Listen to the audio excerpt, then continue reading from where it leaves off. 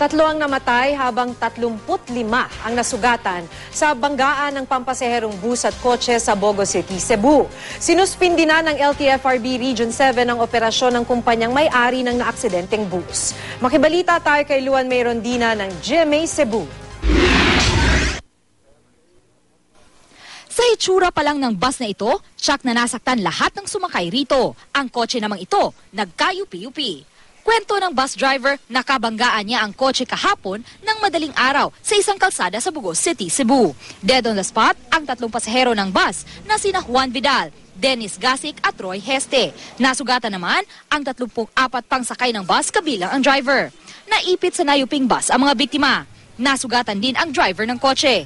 Lumalabas sa investigasyon na posibleng nasilaw ng headlight ang driver ng 2 naaksidenteng sasakyan. Ako siyang sinyasan, niloko siya. Siya wa magid, hay magid, wa mamu, kuha niyang suga. Hindi nagbigay ng pahayag ang driver ng kotse. Wala naman daw balak ang mga kaanak ng mga biktima na magsampa ng kaso.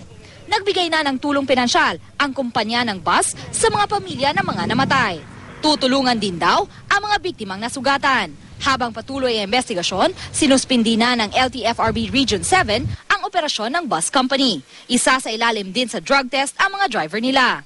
Nakatakda namang sampahan ng reklamo ang driver ng naaksidenteng bus. Isa sa ilalim din sa investigasyon ang driver ng kotse. Luan May Rondina, Nagbabalita, Pilipinas.